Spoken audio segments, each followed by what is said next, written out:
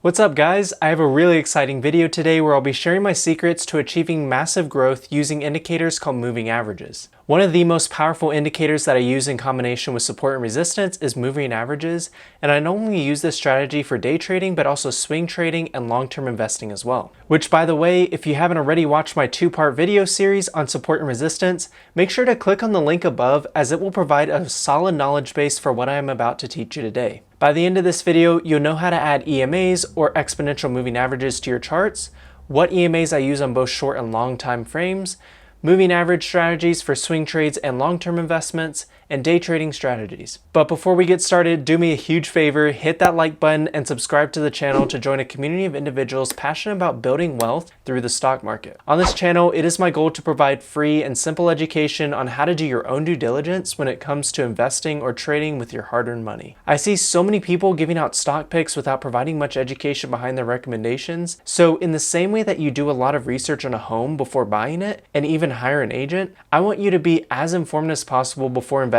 your money in the stock market. So without further ado, let's start learning about moving averages and how we can use this powerful indicator to take home massive profits. Alright, so let's first talk about moving averages and how they work. This serves as the base for all the strategies that I will get into momentarily, but what I want to stress is the importance of knowing how these indicators work so that you don't use these strategies blindly. So in simple terms, a moving average is an average price level for a specified amount of days. For example, we have the 5-day moving average, which is an average price level of the past 5 days. How can we calculate this? Well, let's say the price on day 1 is 1, the price on day 2 is 1, the price on day 3 is 3, the price on day 4 is 2, and the price on day 5 is 3. We can add all of these prices together and divide by 5 to get an average of 2. This means that a moving average on the chart for the last 5 days would have a value of 2. Well, let's say that on day 6 the price jumps up to $11. What would the value of the 5 EMA be then? Well, we could add the price of the last 5 days together, so 1, 3, 2, 3, and 11 to get a total of 20. Dividing 20 by 5 gives us a value of 4, so we would know that the 5 EMA on day 6 will be at a value of 4. So this is how moving averages are derived, and the same principles apply on other EMAs such as the 20 EMA,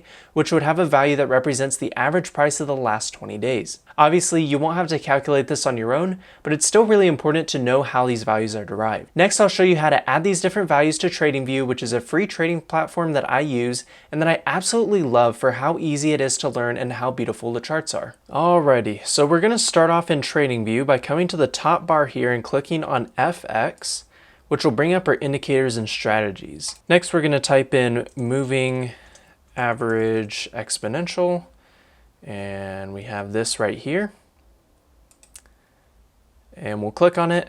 Then this will add it to the chart automatically, and we'll see that it has a value of 9. So this blue line that you see right here currently represents the 9 EMA.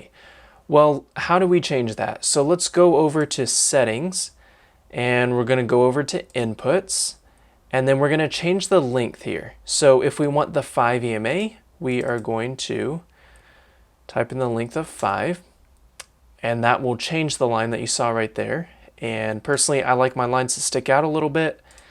I'm a creature of habit, so my 5 is always pink, and I want to make it a little thicker so I can see it a little more easily. And that is how you add the 5 EMA. So let me go ahead and add a few more to the charts for you.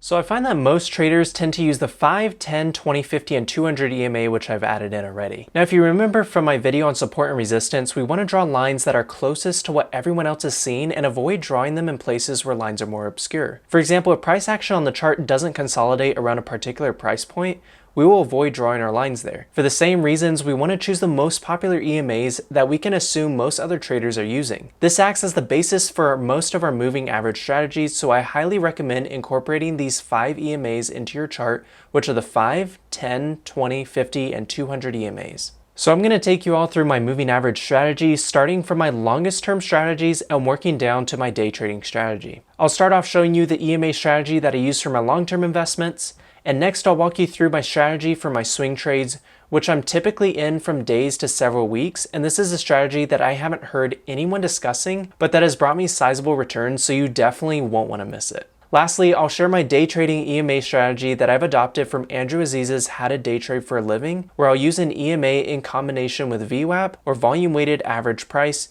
which is a powerful day trading indicator. Alright, so my long-term strategy looks mostly at the 200 EMA, or the average price of the last 200 days. On my charts I have this line in red right here because it stands out the most to me, but just make sure that you know what color you're using for the 200 EMA. So let's go over and take a look at the chart for Roku. So the last time Roku touched the 200 EMA at around $300, it rocketed up to almost $500 here at the end of July. This also represents a 66% rate of return on your money. With witching right around the corner in current seasonality of the markets, we're looking at this indicator to place a long-term buy orders. I almost exclusively buy shares when buying in at the 200 EMA, since I have a long-term trajectory and the potential for theta loss is higher, especially if you anticipate a stock to make its move in several months or years. By the way, did you hear me just say theta? Well, I know it sounds like we're about to delve into a discussion on Greek life with other symbols such as delta and gamma, but these are actually very important numbers, especially when buying calls or puts. Don't worry, I'll cover the Greeks in a short video, but for our purposes, theta decay refers to the amount of money that you will lose on your contract, even if the price of the company never decreases, and is often referred to as time decay. The only time I typically buy contracts at the 200 EMA is if I can get one with an expiration date of at least a year out where theta decay is minimized. So if we take a look at this example again, we'll see that in May it touched the 200 EMA, but if I would have bought a short contract that say was 2 weeks, 3 weeks, 4 weeks long, I would have a significant amount of theta decay. So by the time we get to end of June, beginning of July, my contract, even though profitable, would have had a significant amount of profits taken away from it based on the theta decay. Next up, let's take a look at my swing trading or intermediate term trading EMA strategy. I'll typically buy contracts here and play using the strategy on the daily chart. My favorite EMAs to use here are the 5 and 10 EMAs. Now I haven't heard anyone talking about this strategy on YouTube, but if you have, let me know down in the comments below. And anyways, I'll be using this strategy if price is either rocketing to the upside or sinking to the downside. So let's go over to the chart of AutoZone, or ticker AZO, and we'll see that it had a massive run up from the 18th of June to the 3rd of August. So right around here at the 18th of June to about the beginning of August right here.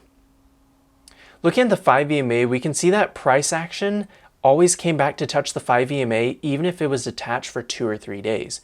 So this 5 EMA right here is represented by the pink line, and we see that it never broke it until we got up here in August. So how could we have played this?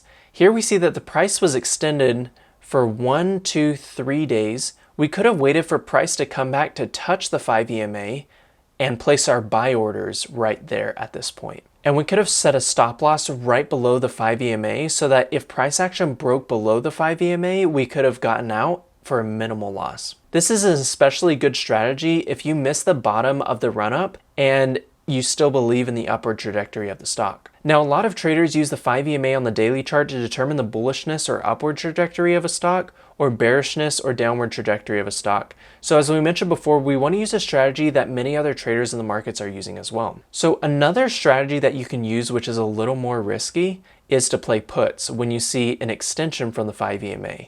So if we look right here at August 3rd, we see that it had a pretty sizable extension from the 5 EMA. We see that that level was around 1636, and it had an extension all the way up to about 1666, which represents a $30 increase from the 5 EMA.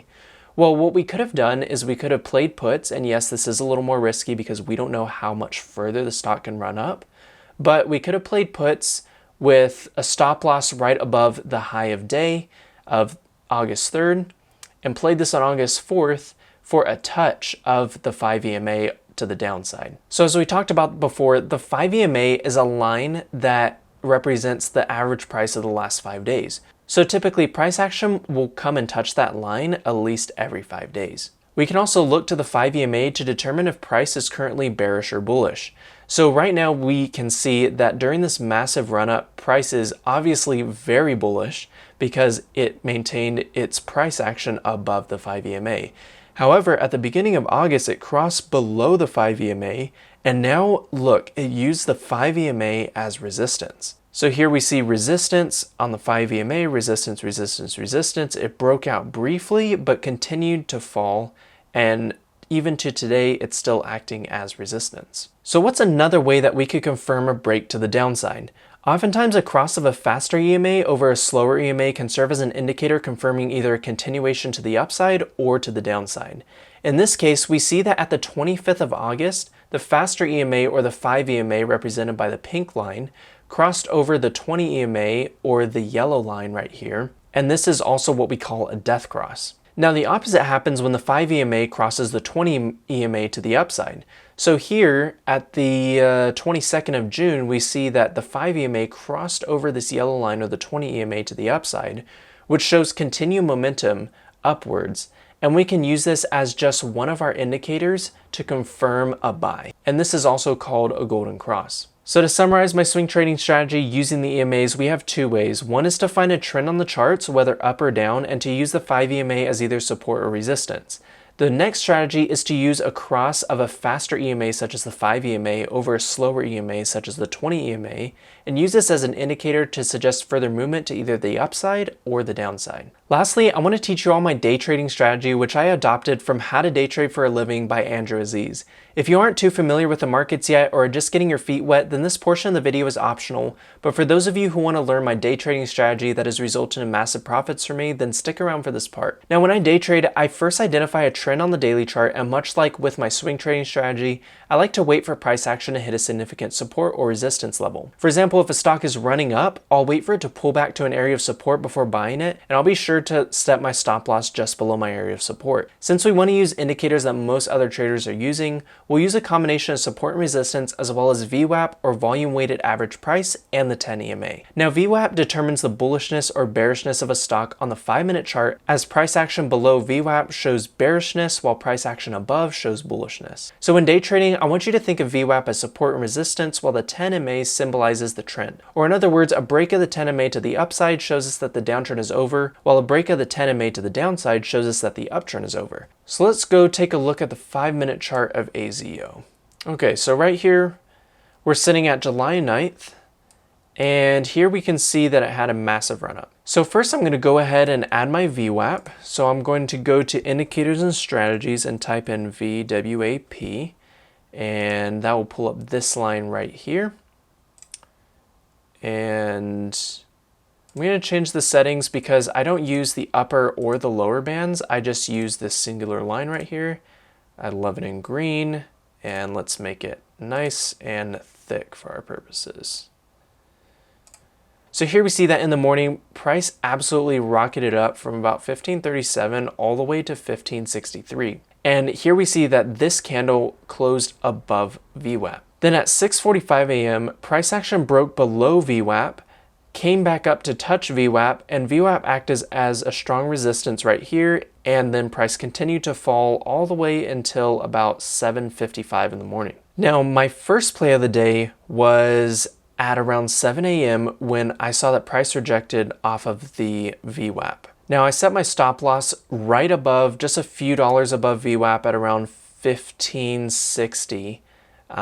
Because a break above VWAP with an open and a close of a candle would indicate that VWAP was broken and that it now acts as support. But here we see that it clearly respected it, acted as resistance, and absolutely fell from there. But now I want you to pay attention to this blue line here, which is the 10 EMA.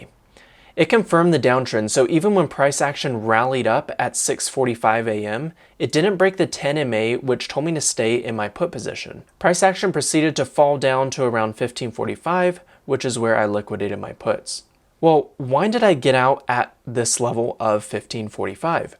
Well, if we pull up a line from the previous day, we saw that price action rejected off of this line and acted as resistance. So we see this line here at 1545. It had 1, 2, 3 touches, and all 3 times this line acted as resistance on the 5-minute chart. So I knew that when price action came down to resistance, I got out immediately and entered calls with a stop loss just below this level of 1545. Now this was my second trade of the day, and here we saw it absolutely rocket all the way back up to VWAP and actually go above it. However, I got out of my trade at VWAP because VWAP signifies support and resistance. So I treated it as resistance in anticipation of it potentially rejecting off of it and falling back down. So when I got out of my trade, I wanted to see what the price action would do. It went above VWAP, but it didn't have very encouraging candles. Here we see green candles, yes, but they aren't very encouraging. They don't have big bodies. They actually have long wicks to the upside, which indicates that there's a lot of selling pressure. Here we saw that it continue to go down. I actually didn't buy at this point. I wanted to see what it would do, whether it would keep falling, which in that case I would buy at around 1545, or whether it would continue rallying up. Well, here we see that it broke above VWAP, and this is where I placed my buy order. And if you noticed, it actually stayed above the 10 EMA the entire day. So I didn't get out of my position. I know it moved really slowly for a long time, from actually 10 a.m. all the way up until 11:50 a.m., which when you are day trading, this is an extremely long time to hold on to a position. Anyways, once I saw it continue to rally up, I waited to see if there was a confirmation of a break to the downside. Well, here we are, 12:55 p.m., no break to the downside, but I got out. Why? Because day traders don't hold any positions overnight. I typically buy very short contracts with expirations the same week. So these contracts, if the price were to fall big overnight, these contracts would essentially be worthless. So I sold my contract right here for a very handsome profit. I bought in at around 1557 and sold at around 1565. Alright, so to recap, we went over what moving averages are, how to add them to your charts, and the moving average strategies that I use when investing long-term, swing trading, and day trading. Hopefully you found this helpful, and if so, let me know down in the comments below. I love to hear from you guys, so please let me know your thoughts on my channel and content that you'd like to see in the future. Over here on this channel, I'm so excited to be creating a community of individuals passionate about educating themselves on the stock market. It's a welcome break from the hordes of influencers telling you stock recommendations with little to no research behind their picks. Ultimately, I want you all to know how to invest and trade your money wisely, and it's my pleasure to be able to bring my knowledge to you for free. So if you found this helpful, go ahead and like this video and subscribe if you haven't already, and don't forget to share this channel with anyone who you think could benefit from the knowledge gained here. Anyways, thank you guys so much for your time, and I look forward to seeing you all in a few days. Peace.